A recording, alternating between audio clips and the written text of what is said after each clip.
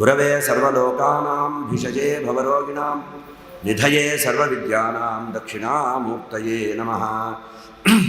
జ్ఞానానందమయం దేవం నిర్మలస్ఫటికాకృతిం ఆధారం సర్వవిద్యానాం హయగ్రీవముపాస్మహే.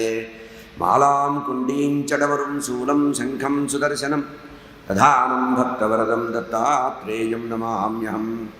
కాషాయ వస్త్రం కరదండధారిణం కమండలం పద్మకరేణ శంఖం చక్రం గదాభూషితభూషణాఢ్యం శ్రీపాదరాజం శరణం ప్రపద్యే. జితేంద్రియగణాగ్రణీరభిరత పరే బ్రహ్మణి కలౌ శృతిపధావనే అత్రితనయో అవతీర్ణత్వయం. కరాత్తసుకమండలు కుమతఖండనే దండభృత్ పరప్రణతవత్సలో జయతి వాసుదేవో గురుః. వాసుదేవ సరస్వత్యై భక్తానాం కామధేనవే దత్తాత్రేయ అవతారాయ టెంబే స్వామి నమోస్తుతే. నారాయణం నమస్కృత్య నరం చైవ నరోత్తమం దేవీం సరస్వతీం వ్యాసం తతో జయముదీరయేత్. వ్యాసం వసిష్ఠనప్తారం శక్తేః పౌత్రమకల్మషం పరాశరాత్మజం వందే సుగతాతం తపోనిధిం. వ్యాసాయ విష్ణురూపాయ వ్యాసరూపాయ విష్ణవే నమో వై బ్రహ్మనిధయే వాసిష్ఠాయ నమో నమః. అచతుర్వదనో బ్రహ్మా ద్విబాహురపరో హరిః అఫాలలోచన శంభర్భగవాన్ బాదరాయణః. కస్మయ్యేన విభాసితోయమతులో జ్ఞానప్రదీపపురా తద్రూపేణ చ నారదాయ మునయే కృష్ణాయ తద్రూపిణః.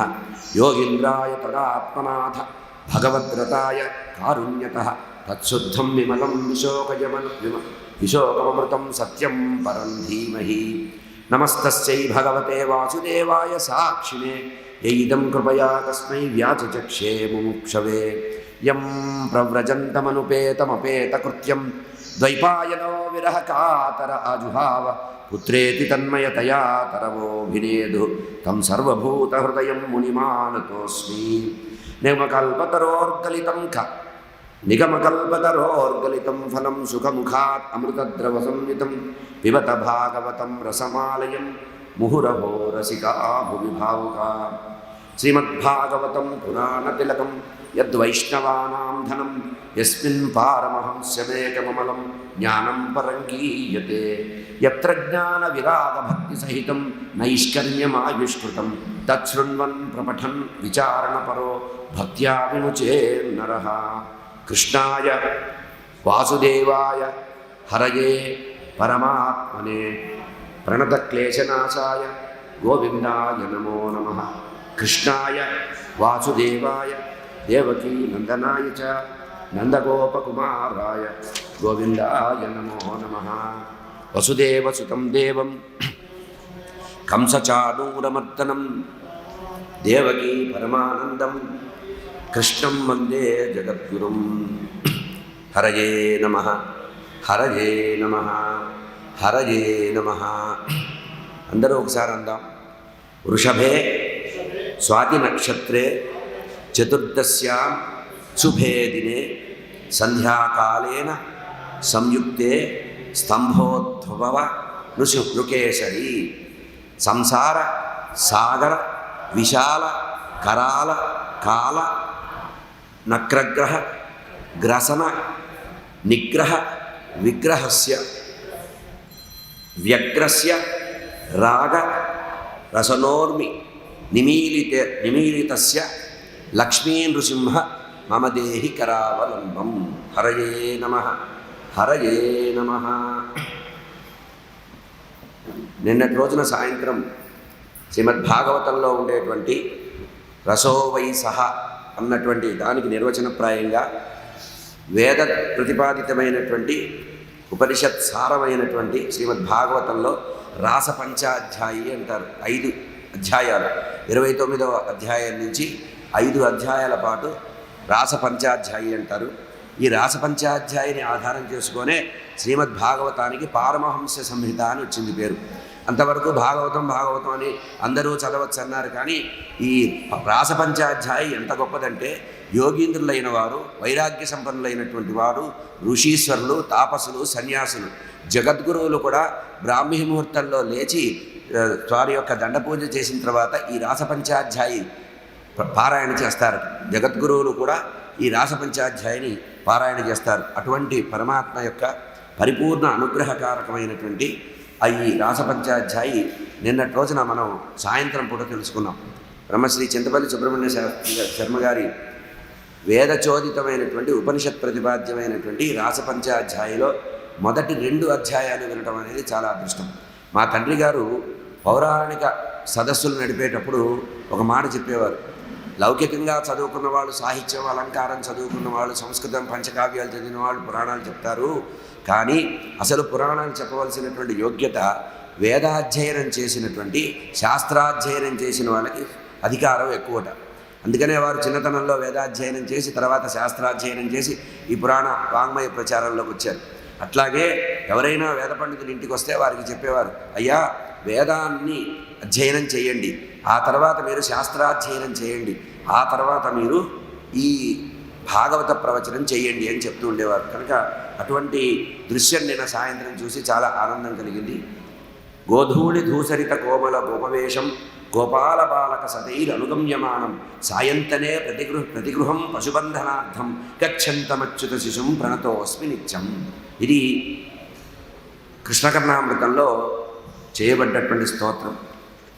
నిన్నటి రోజున రాసపంచాధ్యాయంలో 2 అధ్యాయాలు వినడం జరిగింది. కృష్ణ పరమాత్మ ఎడబాటు పొందినటువంటి గోపికలందరూ కూడా అన్వేషణ ప్రారంభించారు. అన్వేషణ ప్రారంభంలో పరమాత్మని అనేకంగా దర్శించడానికి ప్రయత్నం చేశారట. ఇక్కడ ప్రేమరూపాత్మకమైనటువంటి భక్తిగా గమనించాలి. ప్రేమరూపాత్మకమైనటువంటి భక్తి గోపికలది ప్రేమరూపాత్మకమైన భక్తి. అందుకనే ఋషీశ్వరులు, తాపసులు మొదలైనటువంటి మహాభక్తులందరికంటే ఎవరి భక్తి గొప్పది అని తీర్మానం వస్తే భాగవతంలో గోపికల భక్తి అనన్యమైన భక్తిట. అనన్యమైనటువంటి భక్తితో గోపికలు ఆ పరమాత్మ యొక్క అదృష్టాన్ని పొందారు, ప్రేమరూపకంగా పొందారు. ఇక పరమాత్మ యొక్క ఎడబాటును చూసినటువంటి వారు ఈ అధ్యాయంలో ఈ రాసపంచాధ్యాయంలో మొదట్లోనే వ్యాస భగవానుడు చాలా జాగ్రత్తగా ఒక మాట చెప్పాడు, యోగమాశ్రిత్య అన్నాడు. ఆ పదాన్ని మనం పట్టుకుంటే ఈ 5 అధ్యాయాల్లో ఏదైనా మనకు విపరీతార్థాలు వస్తే పోతుంది. యోగమాశ్రిత్య, కృష్ణ పరమాత్మ యోగాన్ని ఆశ్రయించారట. ఆ యోగం చేత, కృష్ణమాయ చేత అంతా లేనిది ఉన్నట్టుగా భ్రమ కలిగింది. అక్కడుండే 1000 మంది గోపికలు ఉంటే 1000 కొద్ది కృష్ణులు కూడా ఉన్నారట. ఇదేమి రహస్యంగా జరిగినటువంటి కార్యక్రమం కాదు. రాసక్రీడ అంటే రహస్యంగా జరిగింది కాదు. ఆ పైన దేవతలందరూ కూడా భార్యలతో సహా వచ్చి కూర్చున్నారట. ఆకాశంలో చక్కగా దేవతలు, దేవతా స్త్రీలు, గంధర్వులు, గంధర్వ స్త్రీలు, యక్షకిన్నరులు అందరూ కూడా ఉన్నారట. చంద్రుడు కూడా భార్యలతో సహా ఆకాశంలో ఉండి ఈ పరమాత్మ చేస్తున్నటువంటి రాసక్రీడని చూసి తన్మయుడయ్యాట. మన్మధుడు అంతకుముందు గర్వం ఉండేదిట మన్మధుడికి. ఏమని? శంకరుణ్ణి కూడా నేను బొడ్డి కొట్టించాను, కింద పడేశాను, నాకంటే గొప్పవాడు లేడు అన్నట్ట. సరే, భస్మం అయిపోయిన విషయం అది ఎవరు చెప్పరుగా, లోకల్లో జయాలే చెప్తారు. కానీ శంకరుణ్ణి కూడా మతి భ్రమించే పరిస్థితికి నేను తీసుకొచ్చాను, నాకు ఎదురు లేదన్నారట.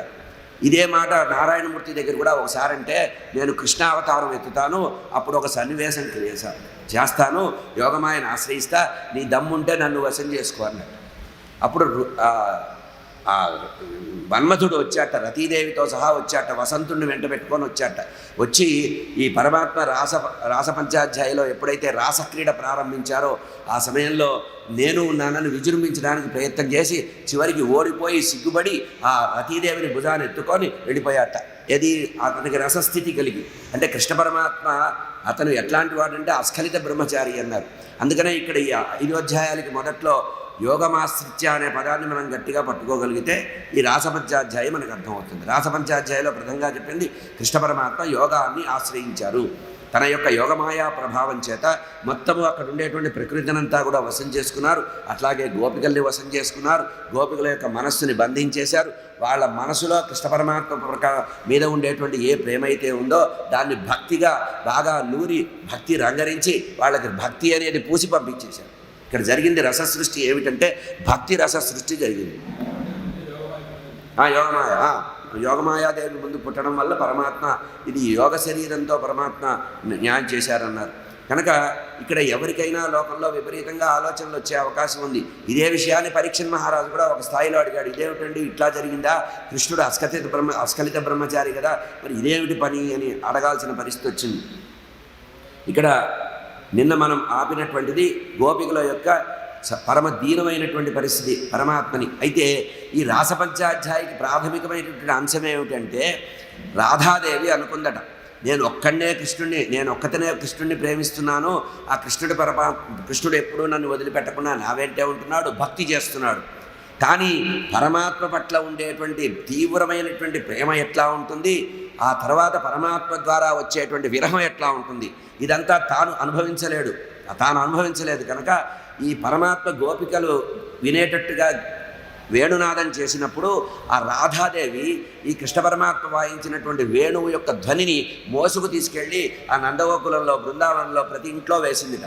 అప్పుడు ఈ గోపికలందరూ ఉన్మత్తలైపోయి నిన్న వారు చెప్పారు కదా, కూర్చున్నవాళ్ళు కూర్చున్నట్టు, కాటుకు పెట్టుకున్నవాళ్ళు కాటుకు పెట్టినట్టు, గాజులు పెట్టుకున్నవాళ్ళు గాజులు, కాళ్ళ గాజులు కడియాలు కాళ్ళకు గాజులు, చేతులకు గాజులుగా, ఇట్లా బొట్టు పెట్టుకోని వాళ్ళు చేతిలో పట్టుకొని అట్లా వెళ్ళిపోయిన వాళ్ళు, వంట చేస్తున్న వాళ్ళు, పిల్లలకి పాలు ఇస్తున్న వాళ్ళు, ఆ తర్వాత గోధుమ వండుతున్న వాళ్ళు, అత్తమామలకి సేవ చేస్తున్న వాళ్ళు, భర్త దగ్గర పర్యంకం మీద ఉన్నవాళ్ళు, ఎవరూ కూడా చెప్పబెట్టకుండా, అంటే మోక్షం వచ్చే సమయంలో ఎవ్వడూ మనకు అక్కర్లేదు అని చెప్పడానికి ఈ రాసపంచాధ్యాయం అర్థం చేసుకోవాలి. అంటే భగవత్ సాక్షాత్కారం కలిగే సందర్భంలో మనకి ఇతరేతరమైనటువంటి వ్యామోహాలు ఏవైతే ఉన్నాయో ఇవి సంసారమైనటువంటి కామనలు, వీటి వల్ల ఏమీ ప్రయోజనం లేదు. పరమాత్మ నిజంగా పిలిస్తే వెళ్ళడానికి ఒక ఉదుకం వెళ్ళిపోవడానికి సిద్ధపడాలి అని చెప్పడానికి ఈ రాసపంచాధ్యాయి మనకి ఉపదేశాత్మకంగా ఉంది. కనుక అటువంటి రాసపంచాధ్యాయిలో చాలా తీవ్రంగా వచ్చిన మాట ఏంటంటే అక్కడ మోహాన్ని కల్పించింది పరమాత్మే.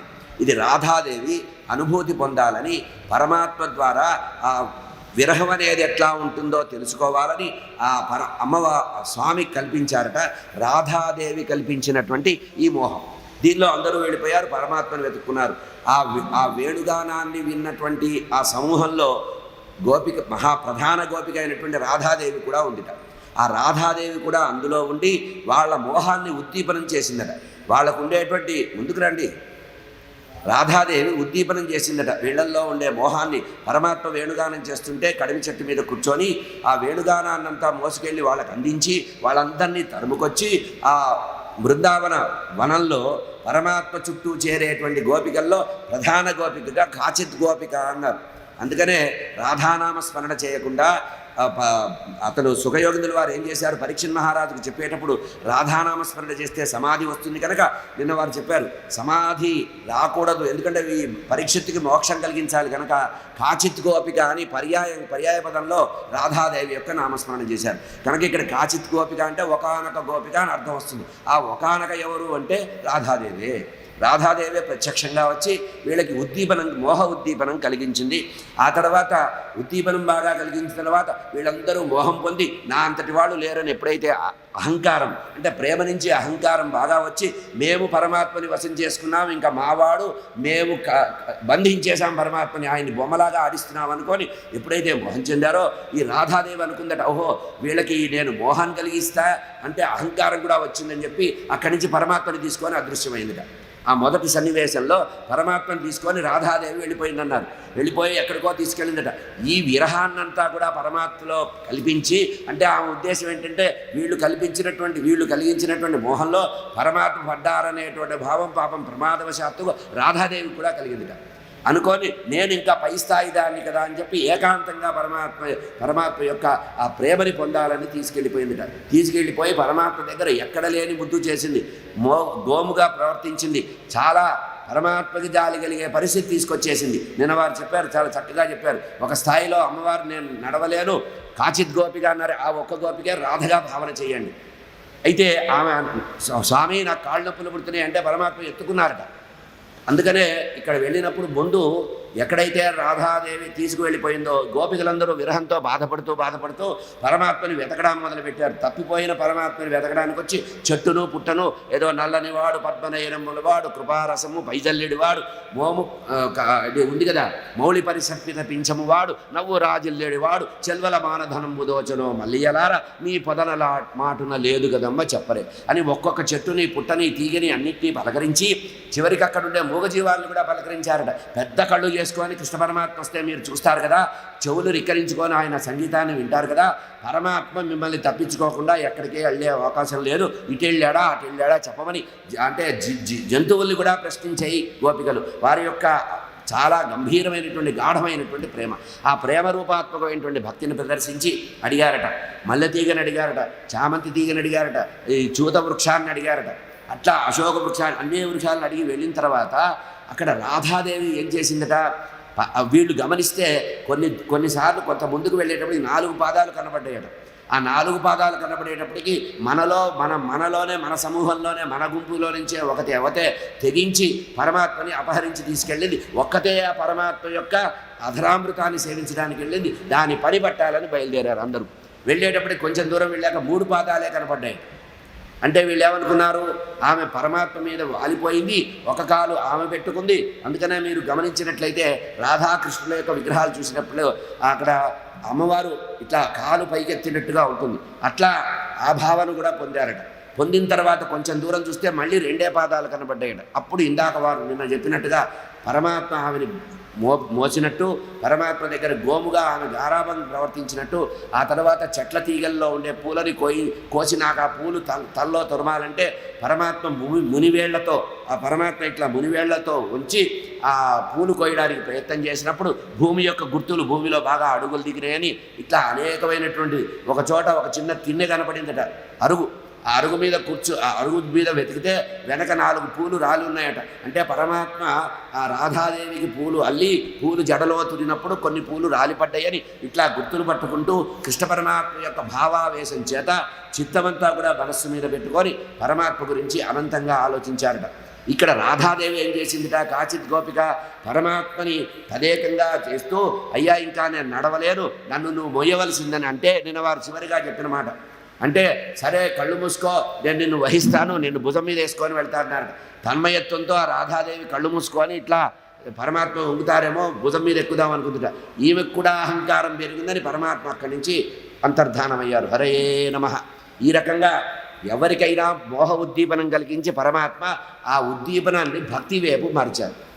అంటే వారికి కలిగిన మోహాన్ని ప్రేమరూపాత్మకమైనటువంటి భక్తిని దాన్ని భక్తి వైపు మార్చారు. అట్లా ఎవరైతే విరహంతో బాధపడుతుంటారో, పరోక్షంగా పరమాత్మని ఎవరైతే ఆరాధిస్తారో, అంటే కరచరణాలతో కాకుండా పరోక్షంగా ఎవరైతే భావన చేస్తారో వారికి పరమాత్మ అనుగ్రహం ఉంటుంది అన్నట్టుగా ఈ రకంగా చెప్పారట. ఇక్కడ ఈ గోపిక కూడా ఎప్పుడైతే అంతర్ధానం అయిందో అప్పుడు ఆ కృష్ణ పరమాత్మ అంతర్ధానం కాగానే ఆ గోపిక పిచ్చి చూపులు చూస్తూ ఈ సమూహంలాగానే ఆమె కూడా ఒంటరిగా కృష్ణాన్వేషణ ప్రారంభించే సమయంలో ఈ గుంపు ఆ గుంపు ఈమె ప్లస్ వాళ్ళందరూ కలిసి ఒక చోట చౌరస్తాలో కలిశారు. పరమాత్మని వెతుకుతూ వస్తే కలిశారు. ఈమె అవతు అని పలకరించారు. ఏమిటి నువ్వు ఇట్లా ఒంటరిగా ఉన్నావంటే, నా కర్మ నేనేం చెప్పను, పరమాత్మ నేను ఏకాంతంగా పరమాత్మ యొక్క ప్రేమని అనుభవిద్దామని వెళ్ళాను. పరమాత్మ నన్ను మురిపించి చివరికి నన్ను తన్మయత్వంలో ఉన్న సమయంలో ఆయన మోసం చేసి వెళ్ళిపోయాడని అనేటప్పటికీ వాళ్ళందరూ కూడా పెద్ద నేర్చి ఆమెను అనునయించి, సరే మనం అందరం కలిసి వెతుకుదాం పరమాత్మని వెళ్ళి చాలా దీర్ఘంగా నిశ్వసించి పరమాత్మ గురించి అనేకమైనటువంటి భావాల్ని వ్యక్తం చేశారు. అనేక భావాల్ని వ్యక్తం చేసి ఆ గీతములు పాడారు. పరమాత్మ గురించినటువంటి లీలలన్నీ పాడారు. అని ఆ లీలల్లో పాడుతూ ఏం చేశారట వాళ్ళు, పరమాత్మకు సంబంధించినటువంటి పూర్వ చరిత్ర చెబుతూ, మమ్మల్ని ఒక్కళ్ళనే మోసం చేశావు అనుకోవడం మా దురదృష్టం, మాకు అజ్ఞానము, నువ్వు ఎవరిని మోసం చేయలేదు చెప్పు. నిన్ను మోహించి వచ్చినటువంటి ఆ శూర్పణఖ అనే ఆమెని ముక్కు చెవులు కోసి పంపించావా లేదా? నీ అందాన్ని మోహించిన ఎవరికి నువ్వు సుఖాన్ని ఇచ్చావు కనుక నీ యొక్క సౌందర్యాన్ని ఎవరు ఆరాధిస్తే వారికల్లా ఈ అవస్థ తప్పదు కనుక అని ఆ రకంగా లక్ష్మీదేవిని కూడా నువ్వు నిత్యము నీ పాద సంవాహన చేసే లక్ష్మీదేవిని కూడా నువ్వు నిత్య అనపాయినటువంటి లక్ష్మీదేవిని కూడా తరచూ అప్పుడప్పుడు ఆయా అవతారాల్లో సిరిగింజప్పుడు శంకుచక్రయుగములు ఉన్నాయి కదా, అట్లా చెప్పా పెట్టకుండా వెళ్ళిపోయేటువంటి తత్వం నీకుంది. అట్లాగే మా దగ్గర నుంచి కూడా నువ్వు వెళ్ళిపోయావు. కృష్ణ, నువ్వు మామూలు వాడివి కాదు, మహామోసగాడివి.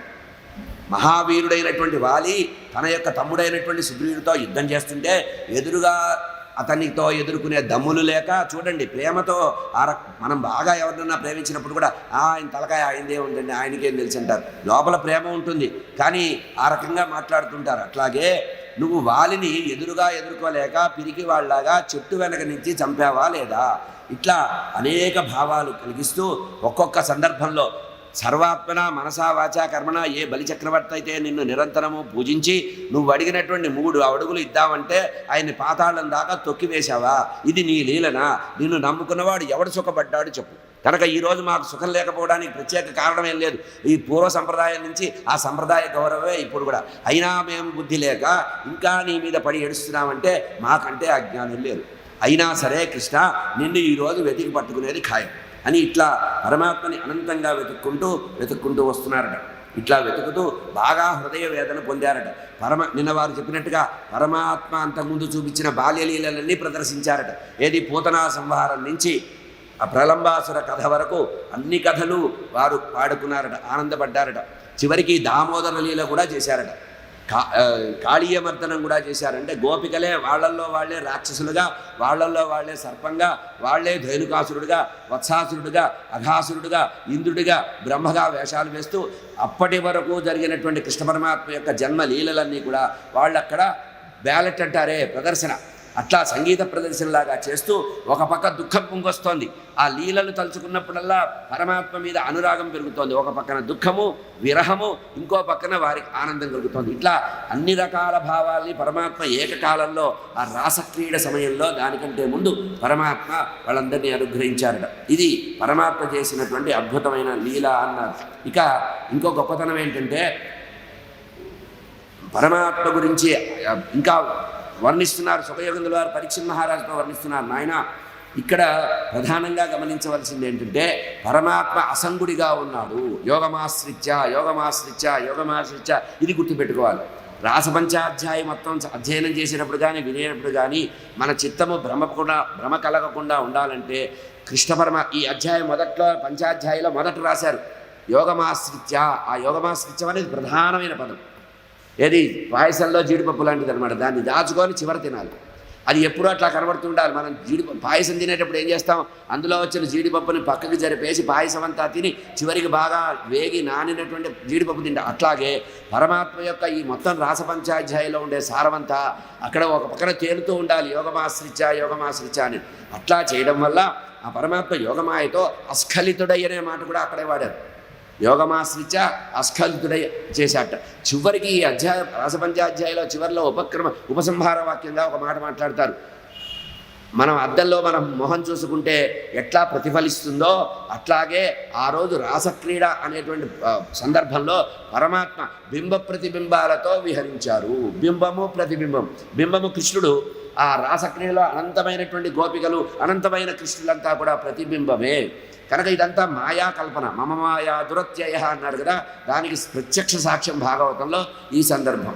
ఇక పరమాత్మ గురించినటువంటి విరహంలో తలుచుకుంటూ వాళ్ళు విపరీతంగా బాధపడుతూ ఆ కాచిత్ గోపిక, ఒకానొక గోపిక అయినటువంటి రాధాదేవితో సహా కలిసి పరమాత్మ గురించి గానం చేశారండి. ఈ గోపికా గీతములు అంటారు దీన్ని. మాకు కనిపించి నువ్వు అదృశ్యమేవో పరమాత్మ, నిజంగా నిన్ను నువ్వు దాచుకోగలవా అన్నది ఒక గోపిక. నిజంగా సర్వవ్యాపకుడైనటువంటి విశ్వమంతా వ్యాపించిన పరమాత్మ నువ్వు నిజంగా దాక్కోగలవా? మాకేదో తాత్కాలికంగా కనబడనట్టు, మాకు మోహభ్రాంతి చేత నువ్వు కనబట్టలేదు కానీ యథార్థంగా ఉన్నావు. ఇక్కడ శ్రీధర స్వామి వారు వ్యాఖ్యానంలో మాట చెప్పారు, పరమాత్మ ఎక్కడికి వెళ్ళలేదుట, అక్కడే ఉన్నారట. వీళ్ళ విరహం ఎట్లా ఉంటుందో ఆయన కూడా చూడాలని కోరిక కలిగిందిట. రాధాదేవికి ఎట్లా కోరిక కలిగిందో పరమాత్మకు కూడా కలిగిందిట. నన్ను ప్రేమించేవాళ్ళు, పూజించేవాళ్ళనే చూశాను కానీ నా విరహాన్ని అనుభవించేవాళ్ళని నేను చూడలేదు. అసలు విరహం అంటే ఎట్లా ఉంటుందో చూడాలని ఇది బ్రహ్మవేత్త పురాణంలో చాలా స్పష్టంగా కృష్ణ జన్మఖండంలో రాశారు. కృష్ణ పరమాత్మ ఒక చెట్టు పొదల్లో చెట్టెక్కి కదంబ వృక్షం చెట్టు కొమ్మల్లో గుబురుగా ఉన్నటువంటి కొమ్మల్లో కూర్చున్నారట. కూర్చొని వీళ్ళ విరహాన్నంతా కూడా ఆయన అనుభవిస్తున్నారట. అబ్బా, అంటే నా గురించి వీళ్ళకి ఇంత ప్రేమ ఉందా, అసలు విరహం ఇంత బాగుంటుందా అనుకున్నారట. ఆయనకి ఎంతసేపటికి ప్రేమే తెలుసు కానీ విరహం తెలియదు. కృష్ణ పరమాత్మకి విరహం అనేది తెలియదు. ఆయన సర్వజీవుల్ని ప్రేమించడమే కదా ప్రేమామృతమైనటువంటి మూర్తి కనుక పరమాత్మ సర్వకాల సర్వావస్థల్లో ప్రేమనే అనుభూతి పొందినటువంటి వ్యక్తి. మొట్టమొదట తన ఏకవింశతి అవతారాల్లో విరహం అనేది ఎట్లా ఉంటుందో రుచి చూసినటువంటి వ్యక్తి. ఆ రుచి చూపించిన గోపికలు ఉన్నతమైనటువంటి భక్తురాళ్ళు అన్నారు. అందుకనే భాగవతంలో ఉండేటువంటి సర్వశ్రేష్టమైన భక్తులు ఎవరంటే గోపికలు ప్రథమ స్థానం అన్నారు. గోపికలదే టాప్ ప్రయారిటీ, వాళ్లే పై వాళ్ళు. ఎందుకంటే పరమాత్మను అన్ని రకాలుగా కూడా వాళ్ళు అనుభూతి ప్రధానంగా చూశారట. చివరికి వాళ్ళు కోరింది ఏంటంటే, అయ్యా నువ్వు మా మీ నుంచి వెళ్ళిపోయావు, నీకేం ప్రమాదం లేదు, నిన్ను మేమేం కొనుక్కొని తినం, నువ్వు నీ యొక్క పాదాలని మా హృదయం మీద పెట్టు, మా శిరస్సు మీద పెట్టు. ఇంతకుముందు బలిచక్రవర్తిని ఏ పాదంతో అయితే శిరస్సు మీద పెట్టి అనుగ్రహించావో, ఏ గంగకి పాదంలో చోటిచ్చావో, అటువంటి పాదాలు మా శిరస్సు మీద మా హృదయం మీద పెడితే చాలయ్యా, ఇంతకంటే మేము ఎక్కువ కోరుకోవటం లేదు. మా హృదయాన్ని పవిత్రం చెయ్యి. ఎందుకంటే నీ యొక్క విరహాగ్నితో మేము కాలిపోతున్నాం, ఈ హృదయం అంతా కూడా దహించబడుతోంది. నీ యొక్క పవిత్రమైనటువంటి పాదాలు ఎప్పుడైతే మా హృదయం మీద పెట్టావో ఆ తాపమంతా వెళ్ళిపోతుంది, మేము ధన్యులం అవుతాం. ఇంతకంటే ఏం కోరుకోవటం లేదయ్యా, నీ వల్ల మాకు ఇంతకంటే ప్రయోజనం లేదు, మేము పొందగోరేది కూడా ఇంతే. నీ కథామృతం చాలా గొప్పది, తవ కథామృతం తప్త జీవనం అన్నారు. తపించేటువంటి జీవులందరికీ కూడా అమృతపారమట నీ కథాశ్రవణం, నీ యొక్క లీలలు వింటూ మా జన్మని ధన్యం చేసుకున్నావు. ఉదయం ఎప్పుడైతే గోధూళి వేళ నీవు ప్రభాత సమయంలో నువ్వు ఎప్పుడైతే గోవుల్ని తీసుకొని అడవుకు వెళ్తున్నావో అప్పుడు ముద్దుగారేటువంటి ఆ యశోదాదేవి తయారు చేసిన ముద్దు మోమైనటువంటి నీ మోమును చూసి, ఆ తల్లి చేసినటువంటి కస్తూరి తిలకం అలంకారము మొదలైనటువంటివి చూసి ఆ అరుగుల మీద కూర్చొని తదేకంగా నిన్నే ధ్యానిస్తూ నీ అందాన్ని ఆస్వాదిస్తూ మళ్ళీ రోజంతా కూడా మా పనులలోని ఏ పనులు చేస్తున్నా కూడా మనసులో నిన్నే తెలుస్తూ, ఎప్పుడు సూర్యాస్తమయం అవుతుందా, ఎప్పుడు సంధ్యా సమయం అవుతుందా, ఎప్పుడు నువ్వు గోవుల్ని మరల్చుకొని తిరిగి వస్తావా అని 1000 కళ్ళతో ఎదురు చూసేటువంటి మేము ఆ గోవు యొక్క పాదాల గిట్టకి తాకినటువంటి ధూళినంతా మొహాన్ని వేసుకొని ఆ వంకులు తీరినటువంటి ఆ జడలు సవరించుకుంటూ అడవిలో ఉన్నటువంటి గింజలు, పోగులు, పూసలు ఒంటి నిండా అలంకరించుకొని తల్లి అలంకరించిన వస్తువులన్నీ వదిలేసి నీకై నువ్వు అలంకరించుకొని వచ్చినటువంటి ఆ ముగ్ధ స్నిగ్ధ మోహనమైనటువంటి ఆ మధురమైనటువంటి ముఖాన్ని చూసి మేము తరిస్తున్నాం.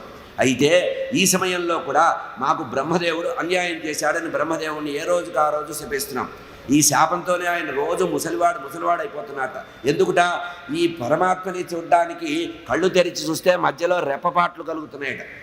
ఈ రెప్పలిచ్చినటువంటి బ్రహ్మదేవుడు మూర్ఖుడు. పరమాత్మని దివ్యమంగళ విగ్రహమైనటువంటి పరమాత్మని మా ఎదురుగా పెట్టి కూడా ఈ పాడు రెప్పల్ని ఇచ్చినటువంటి ఆ మూర్ఖుడు మందబుద్ధి కదా బ్రహ్మగారు అని బ్రహ్మగారిని ఏ రోజుకు ఆ రోజు శాపనార్థాలు పెడుతున్నాం. అయినా సాక్షాత్తు లక్ష్మీదేవి అర్చించినటువంటి నీ యొక్క పాదాలున్నాయే, ఆ పాదముద్రలు ఆ అరణ్యంలో బృందావన అరణ్య ప్రాంతంలో పాదాలు పడితే ఆవులన్నీ కూడా, ఆవులు, వృషభాలు ఇవన్నీ కూడా అడవిలో 100 కొద్దీ మైళ్ళు నడిచి కాళ్ళు నొప్పులు పుడితే ఆ కాళ్ళ నొప్పులతో ఈడ్చుకుంటూ తిరిగి వచ్చేవిట. వచ్చేటప్పుడు ఏం జరిగేదిట? కృష్ణ పరమాత్మ యొక్క పాదముద్రలు ఉంటాయిగా, ఆ పాదముద్రల్లో వీటి పాదాలు పెట్టేవిట. వచ్చేటప్పుడు కృష్ణ పరమాత్మ యొక్క అడుగు జాడల్లో వచ్చేవిట. వచ్చినప్పుడు ఎప్పుడైతే కృష్ణ పరమాత్మ యొక్క చరణ ధూళితో కూడినటువంటి ఆ పాద ముద్రలు ఉన్నాయో ఆ పాదాల్లో ఈ గిట్టలు తగిలిచ్చేటప్పటికి వాటి కాళ్ళ బాధలన్నీ తీరిపోయేవిట. ఇట్లా గోవులు కూడా తరిస్తున్నాయ్యా, మాకు ఆ అదృష్టం లేదు, ఆ పాదాలు మా హృదయం మీద పెట్టు. గోవుల్ని కూడా కాళ్ళకి నొప్పులు తగ్గించగలిగేటువంటి శక్తి కలిగినటువంటి ఈ పాదాలు, లక్ష్మీదేవి ఏ పాదాలు సంవాహనం చేస్తుందో ఆ పాదాలు మా హృదయం మీద, మా శిరస్సు మీద పెట్టి మమ్మల్ని ధన్యత చేయవయ్యా అని ఈ విధంగా పరమ విరహంతో ప్రార్థించినాయట. దీన్ని గోపికా గీతములు అన్నారు. రాసపంచాధ్యాయిలో గోపికా గీతములు అన్నారు. ఆ తర్వాత ఇట్లా ఉంటూ ఉండగా పరీక్షిత్ మహారాజుతో సుఖయోగిందుల వారు చెప్తున్నారు. తన్మయత్వంతో వింటున్నాడు పరీక్షిత్ మహారాజు. పరమాత్మ యొక్క లీలల్ని అద్భుతంగా ఆశ్చర్యంగా చెప్తుంటే వింటున్నాడు. ఈ చెబుతున్నప్పుడు ఆనందాశ్రువులు వస్తున్నాయట సుఖయోగిందుల వారికి. పరీక్షిత్ మహారాజు గమనించారు. అంటే రసోవై సహా అన్నట్టుగా ఈ వేదంలో చెప్పినటువంటి ఏ సిద్ధాంతం అయితే ఉందో దాన్ని ఇక్కడ వేదతుల్యమైనటువంటి సంహితా గ్రంథమైనటువంటి శ్రీమద్ భాగవతంలో సుఖయోగిందుల వారు ఉపదేశిస్తున్న విని చాలా ఆశ్చర్యపోయారట. స్వామి, ఈ కథని వేగంగా చెప్పండి, ఇంకా వినాలి తృష్ణ పెరుగుతోందన్నారట. అప్పుడు సుఖయోగిందుల వారు చెప్తున్నారు, ఇట్లా పరమాత్మ యొక్క దర్శన స్పర్శన చేత జన్మ ధన్యం చేసుకోవాలని తపిస్తూ వేదనతో ఆర్తితో ఉన్నటువంటి కళ్ళనీళ్లు పెట్టుకొని బావుర్న ఏడుస్తున్నారట. ఇదంతా గమనించి అక్కడే ఉన్నటువంటి పరమాత్మ వాళ్ళకి సాక్షాత్కారం ప్రకటమయ్యారట. ఎక్కడికో వెళ్ళలేదు, అక్కడే ఉన్నారు ఆయన.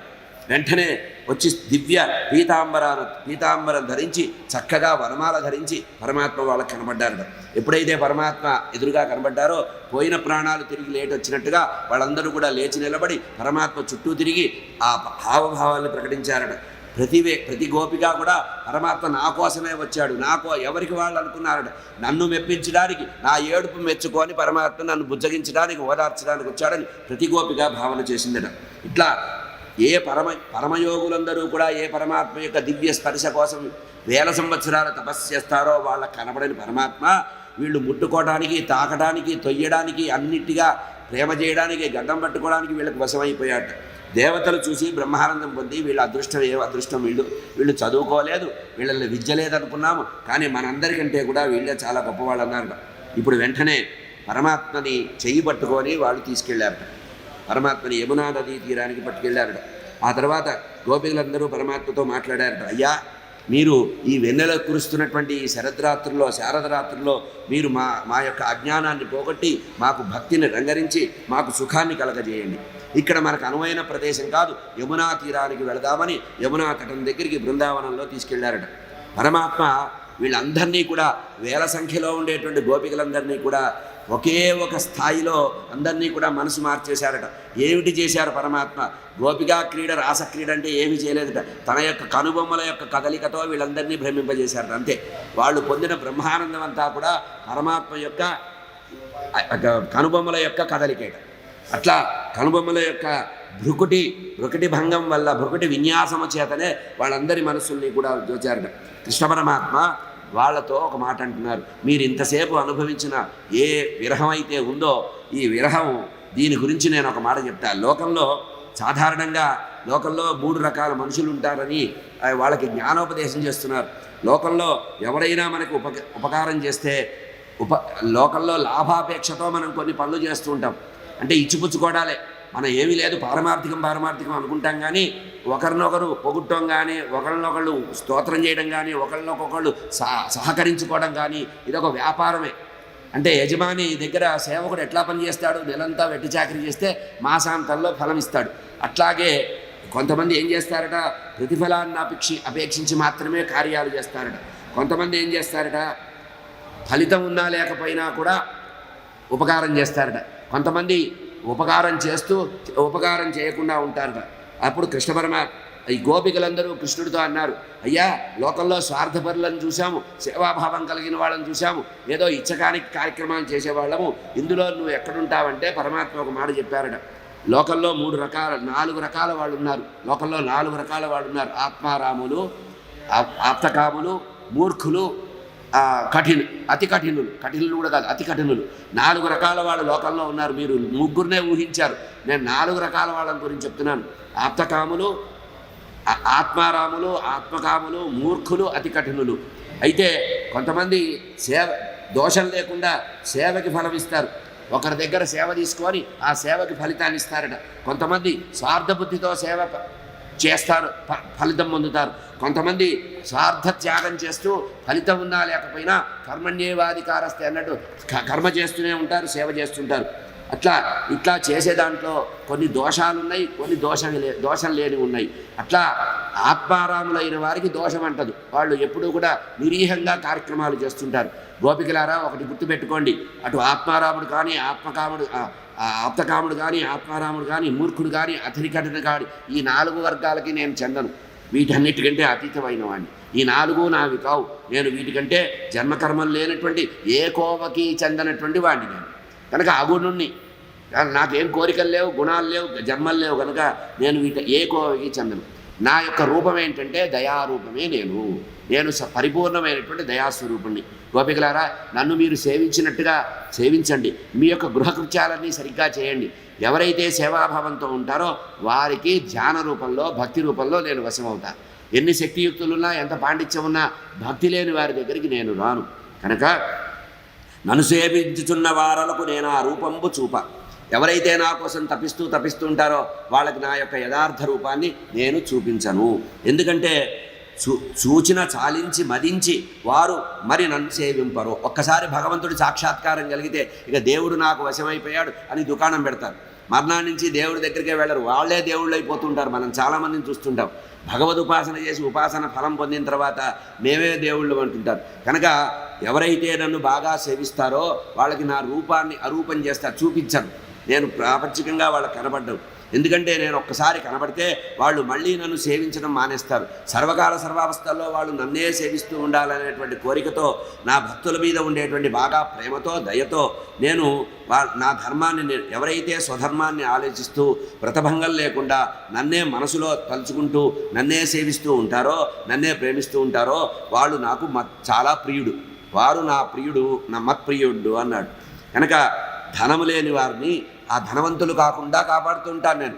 ఎందుకంటే వాడికి ఎప్పుడైనా ధనం వచ్చిందనుకోండి, ఆ ధనం వల్ల వాడికి ఏమొస్తుంది? ధనమెచ్చిన మదమెచ్చును, మదమెచ్చిన సర్వగుణములు వాయు. అట్లా గుణరహితుడవుతాడు, గుణభ్రష్టుడవుతాడు. కనుక నేను ఎవరినైనా అనుగ్రహించదలుచుకుంటే వారికి ధనం ఇవ్వను. మనకి బలిచక్రవర్తి కథలో కూడా చెప్పారు కదా, నేను ఎవరినైతే అనుగ్రహిస్తానో తస్య విత్తం హరామి, వాళ్ళ యొక్క సంపదనంతా హరింపజేస్తానన్నారు.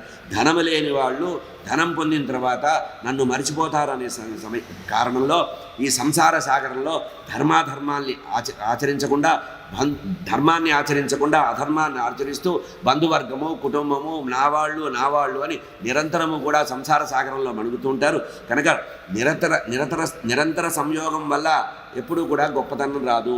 భగవంతుడి యొక్క వియోగమే నిజమైనటువంటి భక్తికి కారణము.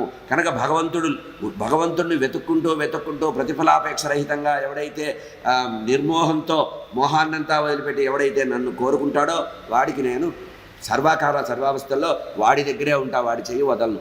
అయితే వాళ్ళు అహంకారం పోవాలి, స్వార్థం పోవాలి, కామనలు వెళ్ళిపోవాలి, కేవలము భక్తి అనేటువంటిది మాత్రమే ఉండాలని చెప్పారట. ఇట్లా శ్రీశుకలవాంధ్రుడు పరీక్షణ్ మహారాజుకు చెప్తున్నారు. రాసపంచాధ్యాయంలో చివరి అధ్యాయం రాసక్రీడ అని చెప్తున్నారు.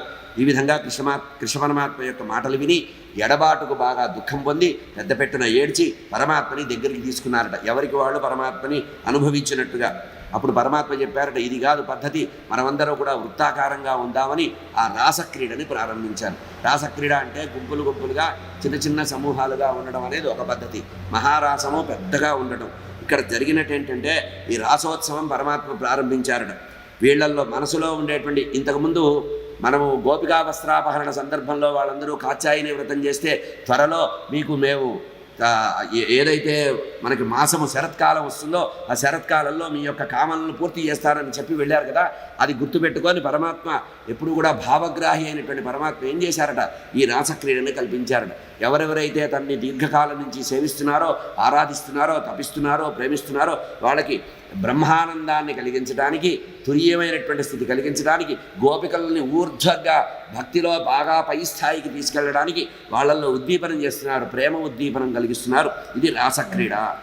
అయితే గోపికలందరికీ చెప్పారట, మీరందరూ కూడా వరుసగా గుంపుగా వృత్తాకారంలో చేరండి అని చెప్పి ఇద్దరు గోపికల మధ్యలో కృష్ణుట, కుడి చేయి పట్టుకొని ఒక గోపిక, ఎడం చేయి పట్టుకొని ఒక గోపిక, ఇట్లా అనేక గోపికల్లో పరమాత్మ కూడా ఒకానొక కృష్ణుడిగా, యథార్థ కృష్ణుడు వేరే ఉన్నాడు. ఆయన ఎవరు? యోగేశ్వరేశ్వరుడైనటువంటి పరమాత్మ.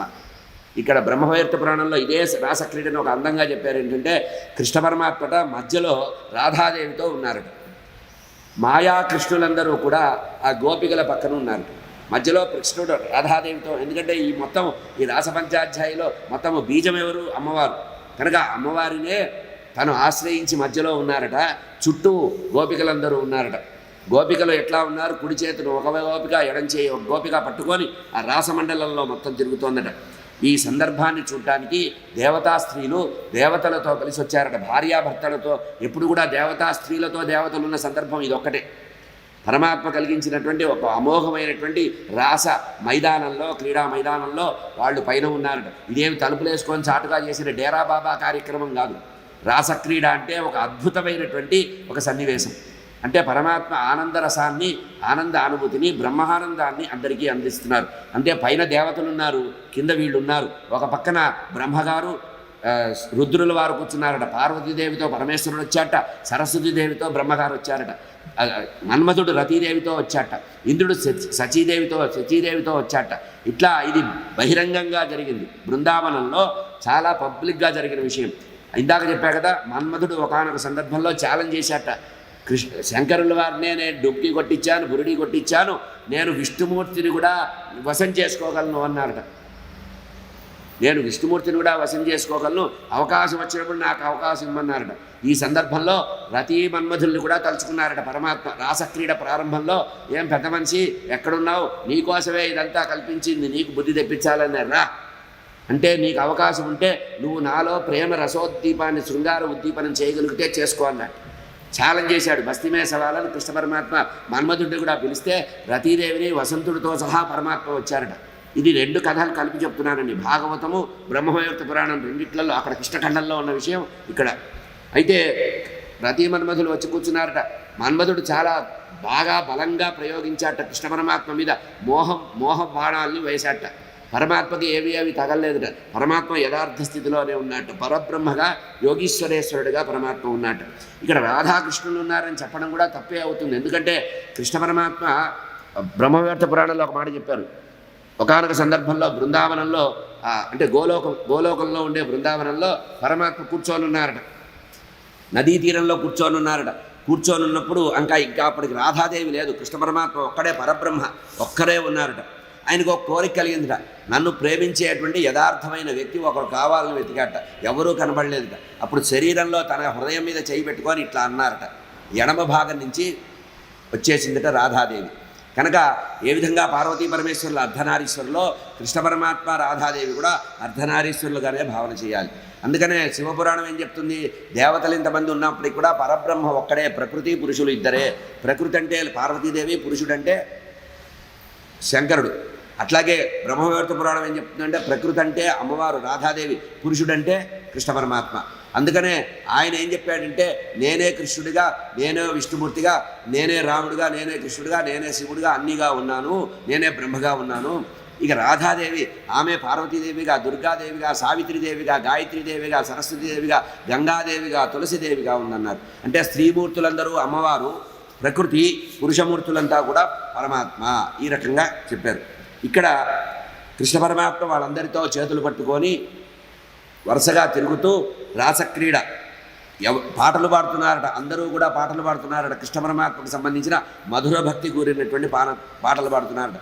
ఒక స్థాయి వచ్చేటప్పటికి రాసమండలం అంతా కూడా పాటలతో, కాళ్ళ యొక్క అందెల ధ్వనులతో, చేతుల యొక్క గాజుల ధ్వనితో మొత్తము స్వర్గం దాకా వెళ్ళిపోయిందిటండి. ఈ ధ్వని ఎంతవరకు వెళ్ళిందంటే ఇదేం రహస్య కార్యక్రమం కాదు. స్వర్గం దాకా ఈ శబ్దం వినపడితే అప్పుడు దేవతలు వచ్చారట భార్యాభర్తలతో సహా. వచ్చి మొట్టమొదటి దోసిళ్లలో పుష్పాలు తెచ్చి ఆకాశం నుంచి ఆ బృందావనం అంతా కూడా ఆ పారిజాత పుష్పాలతో నింపివేశారట. వాళ్ళ యొక్క రాసమండలంలో వాళ్ళు చేసిన పని. వీళ్ళ యొక్క కంకణాలు, నూపురాలు, ఇట్లా రకరకాల ధ్వనులు వస్తున్నాయట. పరమాత్మ మేఘ సముదాయంతో కూడినటువంటి మెరుపు తీగ ఎట్లా ఉంటుందో అట్లా పరమాత్మ వీళ్ళతో యోగాన్ని ఆశ్రయించి రాసక్రీడ చేశారట. గోపికలందరూ కూడా బాగా మెచ్చుకున్నారట. పరమాత్మ చేసినటువంటి ఈ రాస క్రీడని ఎంతగానో మెచ్చుకున్నారట. గోపికలందరూ కూడా ఎట్లా ఉంది ఇందాక చెప్పినట్టుగా ఇక్కడ ప్రధానంగా చెప్తున్నారు. పరమాత్మ చెప్తున్నటువంటి మాట ఏంటంటే,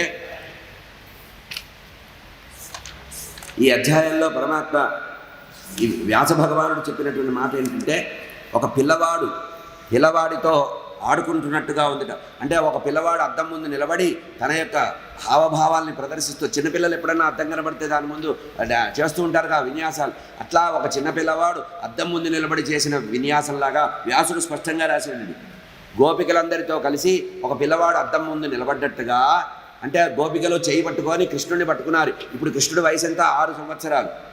6 సంవత్సరాల వయసులో శృంగారం ఏమిటి, ఉద్దీపం ఏంటి? ఇదంతా కూడా భావ చైతన్యము, భావన, ప్రేమరసాత్మకమైనటువంటి భక్తి. ఒక పిల్లవాడు కనుక గోపికని చేతిలో పట్టుకొని అద్దం ముందు నిలబడితే ఒకే ఒకడు ఇంకా అనంతంగా, అంటే అద్దాల వరుసలు ఇట్లా అద్దాల మేడలో గోపిక చేయి పట్టుకున్న బాలుడు ఎట్లా ఉన్నాడో కృష్ణ పరమాత్మ అనంతుడిగా కనబడ్డాట. ఇక్కడ మళ్ళీ ఒక మాట చాలా జాగ్రత్తగా చెప్తున్నారు పరమాత్మ. ఏం ఇక్కడ ఈ అధ్యాయంలో చెప్తున్న మాట ఏంటంటే, అస్ఖలితుడై పరమాత్మ అక్కడ విహరించారట. అస్ఖలితుడై యోగమాశ్రిత్య అని ఒక మాట చెప్పారు. ఇక్కడ అస్ఖలితుడై పరమాత్మ సంస్థాపాయ ధర్మస్య. ఇక్కడ ప్రత్యేకంగా చెప్తున్నటువంటి మాట ఏంటంటే, కేవలము పరమాత్మ యోగాన్ని ఆశ్రయించి అస్ఖలితంగా పరమాత్మ అందరి మధ్యలో విహరించారు. శరీరంలో ప్రతి వారికి కూడా శరీర శరీర భాగాల్లో పులకాంకురాలు వచ్చినాయట. ప్రతి గోపికకి స్వేదం వచ్చిందట, చెమట పట్టేసిందట, అలిసిపోయారట. అందరూ అలిసిపోతే సర్వేంద్రియాల్లో పరమాత్మ యొక్క చైతన్యం వ్యాపించిందట. వారికి ఇంద్రియమైనటువంటి అనుభూతి కలిగించారు, అది ప్రేమరసాత్మకంగా కలిగించారు. ఎవరి పట్ల ప్రత్యేకమైన దృష్టి లేకుండా అక్కడ ఉండే ప్రతి గోపిక ఒకటి అనుకున్నారటండి. ఇది గమనించాలి, కృష్ణుడు నావాడు, నా దగ్గరే ఉన్నాడు, ఇంకా ఎక్కడా లేడు, ఈ విశ్వమంతా నేను కృష్ణుడే ఉన్నాము, ఇంకెవరూ లేరు, మేమిద్దరమే. అంటే జీవుడు దేవుడు ఎట్లా అయితే అనుకుంటారో అట్లా రెండు హంసలు విహరించినట్టుగా ప్రతి గోపిక కూడా పరమాత్మతో తాదాత్మ్యం పొంది పరమాత్మలో అనుభూతి పొందుతున్నారు. వారి యొక్క ఇంద్రియాలన్నీ కూడా పరమాత్మ వశం చేసేసుకున్నారట. ఈయన మాత్రం అస్ఖలితంగా ఉన్నారు. ఇక్కడ చాలా జాగ్రత్తగా చెప్పాడు వ్యాస భగవానుడు. వాళ్ళ ఇంద్రియాలని వశం చేసుకున్నాడు, ఈయన అస్ఖలితంగా ఉన్నాడు. ఇంకా అక్కడ చెడు భావన ఏమొస్తుందండి? ఇంద్రియాలని వశం చేసేసుకున్నాడు, బంధించి పెట్టాడు, ఇంద్రియాలన్నీ మూటగట్టి పెట్టాడు, అక్కడ తాడుతో బంధించాడు. అంటే ప్రేమ అనేటువంటి రజ్జువుతో బంధించేశాడు. ఇంద్రియాలని వశం చేసుకొని ఆయన అస్ఖలితంగా ఉండి వీళ్ళతో క్రీడించాడు. ఇట్లా క్రీడిస్తే శరీర అంగాంగాలు కూడా పులకాంకరాలు వచ్చి స్వేదమంతా వచ్చేసి వాళ్ళ యొక్క ఇంద్రియ జయం పొందారట. వాళ్ళు అంటే జితేంద్రియ స్థితికి వచ్చేసారు. చూడండి, అంటే ఇంద్రియలవత్వంతో వాళ్ళు ఏ భావన చేశారు అనుకుంటారేమో, ఇక్కడ వాళ్ళకి ఇంద్రియ జయం కలిగింది. ఆ ఇంద్రియ జయం కలిగింది అని చెప్తున్నారు. ఎవరికి వాళ్ళు కొంచెం సేపు అయిన తర్వాత పమిటలు జారిపోయిన వాళ్ళు, కొప్పులు జారిపోయిన వాళ్ళు, ఆభరణాలు పడిపోయిన వాళ్ళు, చివరికి ఇదంతా అయిపోయి లౌకికమైనటువంటి ఆలోచన చేసి అయ్యో నా పవిట ఊడిపోయింది, నా కొప్పు జారిపోయిందని మళ్ళీ ఎవరికి వాళ్ళు సర్దుకొని వస్త్రాలు సర్దుకొని కొంగులు సర్దుకున్నారట. ఇట్లా పరమాత్మ రాసక్రీడలో ఉన్నప్పుడు దేవతా స్త్రీలందరూ కామవశులయ్యారట. ఇక్కడ ఎవరికి ఏమీ లేదు. ఇది చూస్తున్న వాళ్ళకి భావ ప్రాప్తి కలిగిందట, భావ ఉద్రేకం కలిగిందట. వెంటనే దేవతా స్త్రీలు ఆ మొగుళ్ళని భుజాలు పట్టుకొని భుజం పక్కకి పట్టుకు వెళ్ళిపోయారట. ఆకాశంలో మబ్బుల చాటుకు వెళ్ళిపోయారట. వాళ్ళు ఈ భావం వాళ్ళ మీద ప్రతిఫలించింది. అంటే భావ ప్రతిఫలన అంటే యోగ సాధన చేసి ఆ యోగేశ్వరేశ్వరుడైన పరమాత్మ వాళ్ళకి ఉద్దీపన అంటే వీళ్ళల్లో కలిగినటువంటి ఏ భావం అయితే ఉందో ఈ ఇంద్రియాల యొక్క పటుత్వం అంతా కూడా ఇంద్రియాలను జయించి ఈ గోపికలందరి యొక్క ఇంద్రియ పాఠవ్యాన్ని ఆ దేవతల మొహాల పారేశారు. ఆ దేవతా స్త్రీలందరికీ వాళ్ళకి ఎప్పుడూ ఈ రకమైన కామమోహం అనేది దేవతా స్త్రీలకు ఉండదు. అసలు దేవతలు సంతానమే లేదన్నారు కదా, పార్వతీదేవి శాపం. కనుక వీళ్ళకి ఇక్కడ ఉండేటువంటి ఇంద్రియ లౌల్యం అయితే ఏదైతే గోపికల దగ్గర ఉందో అదంతా పరమాత్మ దాన్ని ఆహ్వానించి వాళ్ళ దేవతా స్త్రీలకి ఇచ్చేశాక వాళ్ళు ఈ మోహాన్ని అక్కడ ప్రతిఫలించింది. ఎక్కడో కొడితే ఎక్కడో తగిలినట్టు ఇది కాస్త ఆ దేవతా స్త్రీలలో ప్రతిఫలించి రావయ్యా పక్కకి పోదాం అని చెప్పి ప్రతి దేవతా స్త్రీ కూడా ఆ దేవుడిని దేవతామూర్తిని తీసుకెళ్ళి ఆ మబ్బుల చాటుకి వెళ్ళిపోయి వాళ్ళు దాంట్లో తన్మయంలో ఉన్నారు. అంటే ఇక్కడ ఎవరికి మోహం కలిగింది? చూసిన వాడికి మోహం కలిగింది, కానీ అందులో ఉన్న వాళ్ళకి ఎటువంటి మోహము కలగలేదు. ఆ రకంగా ఇక చంద్రుడు కూడా ఆకాశంలో చంద్రుడు ఉన్నట్ట శరదృతువులో వెన్నెల బాగా ఉంటుందిగా, చాలా తీవ్రంగా వెన్నెల కురిపిస్తున్న చంద్రుడు కాస్త ఒకసారి ఆకాశంలో వెళ్ళిపోతూ ఈ సన్నివేశం చూసి స్తబ్దుడుగా ఉండిపోయాట. మనం చిన్నప్పుడు ఐస్ బాయ్స్ ఆడేవాళ్ళమే, ఆడుతూ ఐస్ బాయ్స్ అంటే కదలకుండా కూర్చుంటా. అట్లా చంద్రుడు ఆకాశంలో ఈ బృందావన ఉపరి భాగంలో ఆకాశంలో గడ్డగట్టిన వాళ్ళలాగా మంచు ముద్దలాగా అట్లా ఉండిపోయాట. ఆకాశంలో చంద్రుడు కదలకుండా స్థిరంగా ఉండిపోయాట, స్తబ్దుడై ఉన్నట్ట. ఆ భార్యలు అతన్ని ఊపి అతన్ని అయ్యా ఏమిటిది అన్నారట. అప్పుడు అతను మోహాన్ని వదిలిపెట్టాట. మళ్ళీ చెప్తున్నారు పరమాత్మ అన్ని రూపాల్లో కూడా అనేక కృష్ణ రూపాల్లో మళ్ళీ ఇక్కడ రెండవసారి చెప్తున్నారు అస్ఖలితంగా. పరమాత్మ అస్ఖలితంగా ఈ విధంగా వాళ్ళందరికీ భావాలు కలిగించారట. పరమాత్మ యొక్క ముఖమండలాన్ని చూసి ఆ ముఖమండలం నుంచి అమృతం తాగుతున్న వాళ్ళలాగా ఒక విపరీతమైనటువంటి భక్తితో అమృత రసాస్వాదన చేస్తూ వాళ్ళు ఇట్లా ఉండిపోయారట. ఏకకాలంలో అనేక రూపాలు ధరించి ఏకమూర్తి అనేకమూర్తిగా ఉండి అసలు మూర్తి చైతన్యం లేని అమూర్తి అయినటువంటి పరమాత్మ అనేక రూపాల్లో వాళ్ళందరితో విహరించారట.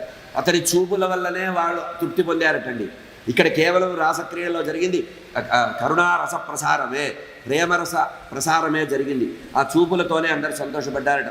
ఆ యమున ఆ తర్వాత అందరూ అలసిపోతే పరమాత్మ వాళ్ళందరినీ యమునా నదిలోకి తీసుకెళ్ళి చిత్తతాపం బాగా కలిగింది కదా, వీళ్ళని మళ్ళీ మామూలు యథార్థ స్థితికి రావడానికి వీళ్ళల్లో కల్పించిన మాయనంతా కూడా ఉపసంహరించడానికి యమునా నదిలో పదండి వివరిద్దామని ఆడ ఏనుగుల మధ్యలో మగ ఏనుగులాగా అందరితో కలిసి యమునా నదిలో స్నానం చేశారట. రాసక్రీడలో జలక్రీడ కూడా చేశారట. ఇక్కడ కూడా మళ్ళీ చెప్తున్నారు, జలక్రీడ చేస్తున్నటువంటి పురుష గజమయలాగా శోభిస్తున్నటువంటి పరమాత్మ అందరి మీద పన్నీరు జల్లుతున్నారట, పుష్పాలు జల్లుతున్నారట, అక్కడ ఉండేటువంటి జలాలన్నీ కమలాలు కలువలు అన్నీ జల్లుతున్నారట, విసిరేస్తున్నారట. కానీ ఈయన అస్ఖలితుడుగా ఉన్నట్ట. అస్ఖలితుడిగా పరమాత్మ ఈ విధంగా గోపికలతో ఆనందాన్ని గడిపారు అని చెప్పేటప్పటికీ వెంటనే సుఖయోగేంద్రుల వారిని ఒక్కసారి ఆపారట పరీక్షణ్ మహారాజు. స్వామి, గురువుగారు ఒక్క నిమిషం ఆపండి, నాకు ఒక చిన్న సందేహం. ఇంతవరకు పెద్దగా సందేహాలు ఎక్కడా అడిగిన మాట లేదు. చూస్తే మొత్తం తీవ్రంగా విన్నటువంటి విషయం. అంటే కృష్ణ పరమాత్మ పుట్టినప్పటి నుంచి ఇప్పటి వరకు ఒక్క సందేహం కూడా రాలా పరీక్షణ్ మహారాజు. ఏది దశమస్కంధంలో ప్రథమ అధ్యాయం నుంచి ఇక్కడి వరకు కూడా ఎప్పుడూ కూడా పరమాత్మ 33 అధ్యాయాల పాటు చాలా తీవ్రంగా తీక్షణంగా కృష్ణ పరమాత్మ యొక్క కథామృతాన్ని ఆస్వాదించిన పరీక్షణ్ మహారాజుకు చిన్న సందేహం కలిగింది. ఈ సందేహం ఎందుకు కలిగిందంటే, మనలాంటి వాళ్ళు భవిష్యత్తులో పుడతారు, ఈ కలిపికే పాండిత్యం వస్తుంది అని మనలాంటి వాళ్ళ కోసం మనని ఆవహించుకొని ఆ పరీక్షణ్ మహారాజు సుఖవేంద్రుల వారిని అడుగుతున్నారు. ధర్మకర్తయు ధర్మభర్తయు ధర్మమూర్తియునైన సత్కర్ముడు ఈశుడు ఆ అధర్మ శిక్షయు ధర్మరక్షయు చేయగా నర్మిలిన్ ధర మీద పుట్టి పరాంగనాజన సంగమం ఏ ధర్మమంచు తలచే. అయ్యా, వీడు అసంగుడు పరమాత్మ యోగేశ్వరేశ్వరుడు, పరమాత్మ ధర్మ సంస్థాపన కోసం సంభవామి యుగే, అట్లాగే ధర్మ సంస్థాపన కోసం దుష్ట శిక్షణ కోసం పరమాత్మ భూమి మీద అవతరించారంటారే, అటువంటిది ఈరోజు పనిగట్టుకొని ఇంత ఇంత ఇంత పేరు ప్రఖ్యాతులున్న పరమాత్మ జగద్గురువు పరాంగనా సంగమం ఏ రీతి అంగీకరించాడు. సరే, గోపికలకైతే ఏదో మోహం ఉందనుకున్నాం, వాళ్ళు యాదవ స్త్రీలు, వాళ్ళకి విద్యాగంధం లేదు, వాళ్ళకి ఏం నైష్టికత లేదు, ఏమి పెద్ద సదాచారం లేదు. కానీ ఈయనకేమైంది? ఈయన యోగేశ్వరేశ్వరుడు కదా, మరి పరాంగనా సంగమము ఎందుకు తలుచుకున్నాడు, అంగీకరించాడు? ఇది ధర్మం అని ఎట్లా భావించాడు? ధర్మం అయితేనే కదా పరమాత్మ చేసేదంతా. నేను ఏం చేసినా అది ధర్మం అన్నాడు కదా కృష్ణుడు. కనుక నేను చెప్పిందల్లా చేయండి, నేను చెప్పిందే ధర్మం అన్నాడు. నేను ఆచరించింది మాత్రమే ధర్మం అన్నాడు రామచంద్రమూర్తి. నేను చెప్పిందల్లా ధర్మం అన్నాడు కృష్ణ పరమాత్మ. కనుక సందేహం వచ్చింది. ఉదాత్త మానస, నాకు ఇది చెప్పవలసింది. నాకేదో ఎందుకో కొంచెం విపరీత భావన వచ్చింది మనసులో. ఈ నాకుండేటువంటి అజ్ఞాన కారణమైనటువంటి ఈ సందేహాన్ని పటాపంచలు చేసి ముందుకెళ్ళండి, ఇక్కడ మాత్రం నాకు సందేహం ఉందన్నట్టు. ప్రత్యక్షంగా జరిగింది కదండి ఇదంతా. ప్రత్యక్ష పరాంగణ సంగమము ఎట్లా ఒప్పుకున్నాడు పరమాత్మ అంటే, సుఖయోగేంద్రుల వారు చెప్తున్నారు, నాయన ఇంత విన్నప్పుడు కూడా నీకు ఇంకా మళ్ళీ దైహికమైనటువంటి ఆలోచనలే వస్తున్నావు. అంటే మామూలుగా జన్మకర్మలే కారణం అంటారు. క్షత్రియ కులంలో పుట్టినవాడు కనుక ఈ రకంగా వచ్చిందని అనుకున్నట్ట సుఖయోగేంద్రుల వారు. నాయన నీకు సమాధానం చెప్తున్నా. సర్వభక్షకుడు అగ్ని సర్వంబు భక్షించి దోషిగా అని పగిలి దోషమైన చేసి దోషపడము జందదురు తేజస్సులు అడుగుట చంద్రవాసవాదులు అధిప ఈశ్వరుడు కాని వాడు నరేశ్వర పరకాంత దలచి ఎట్లు బ్రతుకు. గౌరీశుడు దక్క అన్యుడు విశ్వదభయదమైన విషము మృంగ వెలగగలడే. దీనికి 2-3 ఉపమానాలు చెప్పాడు. అగ్ని సర్వభక్షకుడైనప్పటికి కూడా అగ్నికి ఏది అంటదు కదా. అగ్ని నిత్యశుచి అన్నారు. అగ్నిదేవుడు శవాన్ని తగలేస్తాడు, మనం ఇచ్చే హవిస్సులు తీసుకుంటాడు, వేదమంత్రాలతో వచ్చినటువంటి ఇంద్రాది దేవతల స్వాహాకారాలు తీసుకుంటాడు, అన్నీ తీసుకుంటాడు. అన్నిటినీ దహించగలిగే దాహకశక్తి, చివరికి వంట చేయడానికి, నీళ్లు కాచుకోవడానికి, ఛాయ్ కాచుకోవడానికి కూడా అదే అగ్నిదేవుడు ఉంటాడు సర్వకాల సర్వావస్థలు. ఎక్కడున్నప్పటికి కూడా ఆ భావాన్ని అంటించుకోడు అగ్ని. అగ్ని ఎట్లా సర్వభక్షకుడై కూడా ఏది అంటకుండా అసంగుడిగా ఉంటాడో, పరమాత్మ కూడా జీవుల్ని ఉద్ధరించడానికి ఆయా సందర్భాల్లో ఆయా చిన్న చిన్న కృత్యాలు చేస్తాడు, కానీ అవి ఆయనకి అంటవు. అగ్ని ఏ విధంగా నిత్యశుచో పరమాత్మ కూడా చిద్ఘనుడు, అతనికి ఏవి అంటవు నాయన. అయినా ఒక గుర్తుపెట్టుకో, పరమాత్మ చేసే అన్ని లీలల్ని మానవుడితో సమానంగా చూడాలిగా. ఇప్పుడు పరమాత్మ పరాంగ సంగుడుగా చూసి నువ్వు ఏ వేలెత్తి చూపిస్తున్నావే, మరి పరమాత్మ చేసిన ప్రతి మాట చూడాలిగా. దావాగ్ని మింగింది పరమాత్మేగా. అట్లాగే సముద్ర మథన సమయంలో హాలాహలం వస్తే హాలాన్ని భక్షించిన శంకరుడు గురించి ఆలోచించావా? మరి అట్లా లోకంలో ఎవరైనా చేయగలడా అంటే పరమాత్మ చెయ్యలేనిది లేదు. ఘటనాఘటన సమర్థుడు పరమాత్మ. కనుక ఇది పరమాత్మకి అందం. ఆయన విశ్వదమైన విషము మృంగ వెలయంగే, పరమేశ్వరుడు విషాన్ని మింగి ఆహారించాడు అంటే ఇది లోకంలో. అంటే ఒకటి గుర్తుపెట్టుకో, మహాత్ములు ఏదైతే చేస్తారో అది ధర్మ అతిక్రమణగా కనబడ్డప్పటికి కూడా యథార్థంగా అది కాదు. వాళ్ళు సాహసించి లోకంలో జీవుల్ని ఉద్ధరించడానికి, జీవులకి తృప్తి కలిగించడానికి ఇటువంటి పనులు చేస్తారు. అంతేగాని పరమాత్మ అసంగుడు, అగుణుడు, అనంతుడు పరమాత్మ.